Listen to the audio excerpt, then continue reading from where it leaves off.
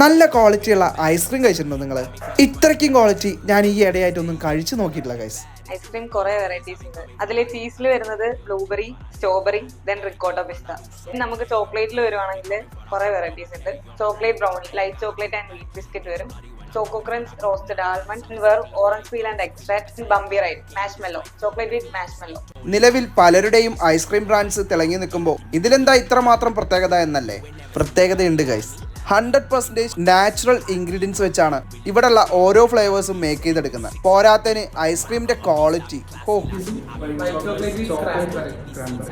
വെജിൽ കുറേ ഐസ്ക്രീംസ് ഉണ്ടെങ്കിലും smoked beef ഫാറ്റിൽ വരുന്ന ഐസ്ക്രീം കഴിച്ചിട്ടുണ്ടോ നിങ്ങൾ? ഇത് മാത്രം കഴിക്കാനുള്ള ആൾക്കാർ ഇവിടെ വരുന്നുണ്ട് കേട്ടോ. പക്ഷെ എല്ലാവർക്കും ഇഷ്ടപ്പെട്ടെന്ന് വരില്ല.